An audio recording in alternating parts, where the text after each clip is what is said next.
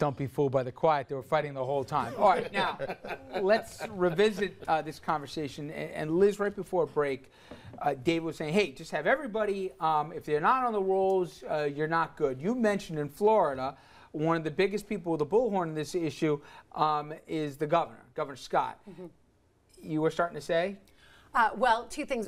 There was recent news that Governor Scott actually himself was not on one of the voter rolls, and I believe it was the 2006 elections, although it was certainly a few elections ago. And just in this cycle, former Congressperson Lincoln Davis went to vote in Tennessee and found that he wasn't on the rolls either, even though he'd been voting in his hometown for his whole life. The county by county voter, the people in charge of the elections, the Board of Elections, they're finding problems that the lists aren't as updated as they need to be, There are bureaucratic problems. You know, there can be names dropped. This is, by the way, why we need same-day registration as a fail-safe for these problems. But I think that you can't just turn and say personal responsibility without noting that the government has a responsibility not to kick eligible Americans off the lists and to put up procedural barricades. Answer the actual question. Why not personal responsibility? And if you want same-day registration, then the breeder documents, which we all have,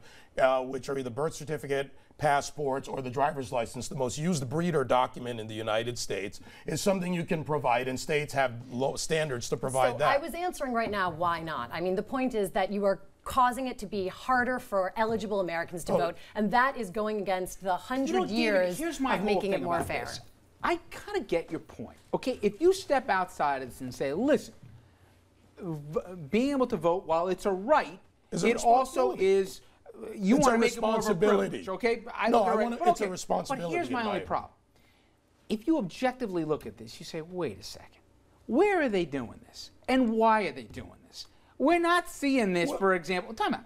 I look at states, all the red states are the ones who want to do this. All the blue states don't have a problem with this. And why aren't they allowing student IDs? You know, why do you I'll answer the student ID question very clearly. We beat up on college kids for not getting off their duff and voting. A kid actually shows up to vote, and you're going to say, I'm not going to count your college ID. First of all, who've changed their names because they've been married. A college ID is not a state-issued ID, so there's your simple answer. Why should it be a state-issued ID? And I can tell you from experience that I can bring you more fake college IDs than you can imagine in a few minutes. Do you really think an individual is going to fake an ID to show up to vote when they're punished by 5 years as a felony conviction?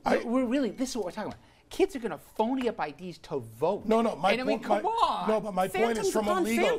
No, this isn't a phantom thing. That's an emotional argument. She'd love to stay there, and everybody'd love to argue who's doing it, what's the evil of doing it, is it a conspiracy? Let's go back to the basic problem. With any problem, find the base solution. The base solutions to this are you have a responsibility as a citizen to make sure you're on the roll, that you have your ID. But David, because let me finish, because you use it in a lot of ways. If you do that, then you can actually solve most of these problems. Andrew? Here's what you're a Tea Partier. I remember when the Tea Party first started after the 2008 election, people were dressed up with the drum and fife, trying to relive the whole thing that we had with King George when we weren't being given the chance to vote. Why wouldn't you err on the side? Well, they weren't reliving King George. That's ridiculous. Now you're interrupting me. Why wouldn't you err on the side of letting more people vote than on letting less people vote? Why would you deny that very privilege that people who originally wore those wigs and had the drum and the fife fought and died and bled for this country? Why the change? One, your premise is false, number one. Not. Number two, this is not about without representation. You're trying to put a picture and a false premise to make a point, which is wrong. Here's where we get into the problem here. We get into the argument of who did what, and is it Republican versus Democrat? Governors have a responsibility under their state laws to make sure that their laws are good for everybody, they're equally applied. Okay, but wait. Governors have, what you're really saying is governors have a responsibility to make sure their people vote, and that the opposition does not. And by the way, this is a two-step dance. You see, Richard, first they want to make it so that if you're voting Democratic, you can't vote. And then they want to break the back of your union. Why do they care all of a sudden, Republicans, about unions? Why do they want them to recertify every year? Because that's putting leadership on notice. If you don't start backing us, then we're going to break your union. This is all about, this is a smart man. He doesn't believe what he's saying right now. This is a very smart man. He doesn't believe this. Real quickly, I'm going to give Liz last word here on this one. obviously, this is playing out state by state.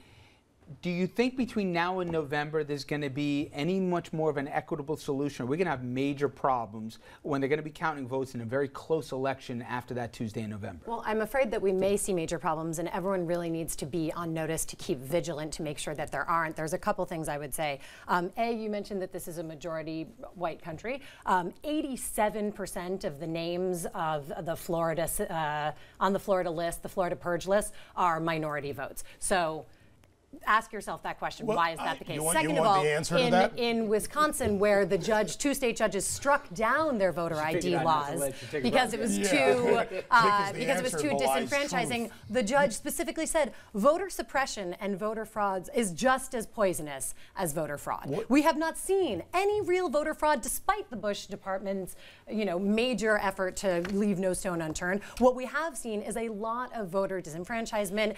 98-year-old African Americans turned away from the polls. It is really not the way that Americans should be moving forward. He's going to go crazy in the break here. And then third, it's such a racist, bad country of white people who voted in Obama and a that whole they series just of want to things that I get rid look of all forward to the talking to you black about people in the and coming Hispanics. months. You're ridiculous, and I'm sorry. Right. That's where it Don't be is. attacking